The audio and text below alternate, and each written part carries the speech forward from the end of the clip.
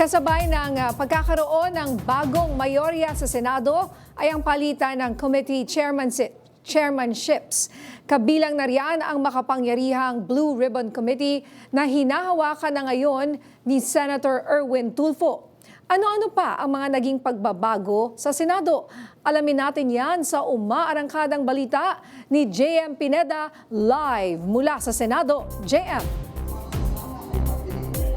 Yes, niya nagkapalitan na nga ng liderato ng chairmanship dito sa Senado at isa nga dyan yung makapangyarihang committee which is yung Blue Ribbon Committee at isa nga sa mga sinabi ng bagong chairman na si Senator Erwin Tulfo na hindi natuloy yung mangyayaring hearing ng flood control bukas. Pero ang ginawa nga niya ay pinagliban muna ito ng Lunes. So ibig sabihin matutuloy pa rin ito pero sa Lunes na ito gagawin ng flood control project hearing. Matapos nga ang pagtalaga sa bagong acting Senate President at pro tempore na sa Senator Sherwin Gatchalian, ginalaw rin ng bagong mayorya ang mga committee chairmanship kabilang na ang Rule o Blue Ribbon Committee. Maupo na bilang chairman ng komite si Senator Erwin Tulfo at kasabay niya ay inanunsyo niya na lahat ng mga senador mula sa bagong majority block at minority block ay magiging miyembro ng Blue Ribbon Committee. Pinagpaliban na rin ni Tulfo ang unang schedule ng pagdinig bukas ng Blue Ribbon para sa flood control project. Sa Lunes umano ang bagong schedule ng hearing ng komite at dapat pa umanong pag-aralan ang mga impormasyon at detalye dito. Paliwanag pa nga ng senador, kailangan ihanda ang bawat miyembro ng Blue Ribbon Committee para sa gagawing pagdinig. Mali rin daw ang paraan kung paano inilabas ang mga pangalan o resource person na inimbita ng dating Blue Ribbon Committee. Sabay tanong na bakit sa media unang ikinalat ang mga pangalan imbis na idaan muna ito sa mga miyembro ng komite. Gate pa ni Tulfo, dapat daw pag-aralan ang mga inimbita o imbitadong resource person at tiyakin na may sasabihin ito na makakatulong sa investigasyon. Ito ang pahayag ni Senator Erwin Tulfo. Pertaining to those invited resource persons, hindi po ako sang-ayon because we have to review these people. May sasabihin po ba talaga? Mayroon po bang i-disclose? We have to review this. Number two, the proper way to invite resource persons, you do not give it out to the media. You give it to the members first. Ang nangyari po kanina, yung lista na sinasabi nila invited sa Blue Ribbon, hindi po dumaan sa tamang process.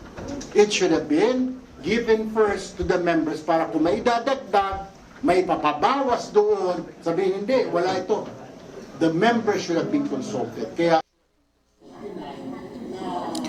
wala na rin daw karapatan si Senator Rodante Marcoleta na ituloy pa ang hearing bukas sa flood control. Illegal na daw ito kung ipipilit pa ng senador ang pagdinig. Ipinarating na rin ng Senado sa Kamara at Malacanang ang bagong mga committee chairmanship. Bumanat pa si Tulfo sa hirit ni Marcoleta na kaya daw takot ang bagong mayorya sa pagbubukas ng Blue Ribbon Committee sa flood control ay may madadamay sa kanila. Narito muli si Senator Erwin Tulfo. that's illegal na po yung kanyang tomorrow. We've already instructed the Senate, the OSAA, the Senate Sergeant at Arms, the Senate Secretary.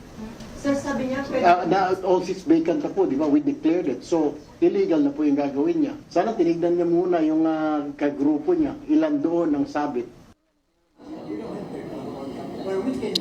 Ninya, sa huling tingin natin dun sa anunsyo ng mga media relations ng kampo ni Senator Alan Peter Cayetano ay sinabi nga nito na meron pa rin daw, itutuloy pa rin nila itong hearing bukas ng 10 a.m. Pero yun nga, iginiit na ng bagong chairman ng Blue Ribbon Committee na hindi ito itutuloy at illegal kung sakali mang ituloy nila ito bukas. At bago naman tayong pumunta sa ibang impormasyon niya, punta natin yung iba pang chairmanship. Si Senator J.V. Ejercito ay pamumunuan naman ng Finance Committee. Tapos si Senator Tito Soto naman ay National Defense. At Public Order Committee naman si Senator Ping Lacson. Si Senator Erwin nga yung bagong Blue Ribbon Committee, pati na rin yung sa Committee of Social Welfare.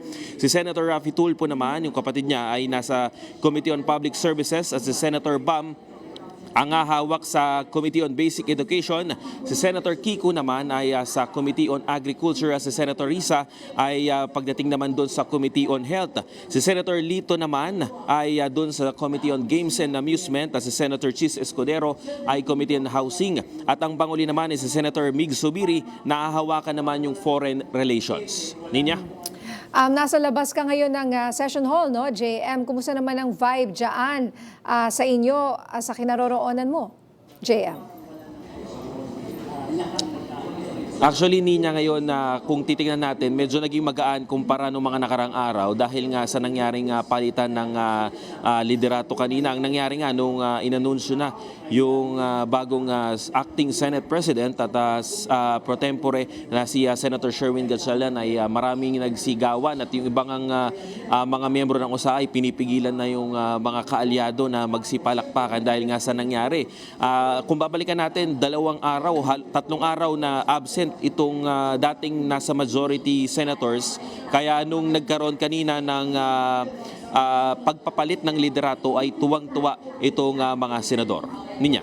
Maraming salamat, JM Pineda.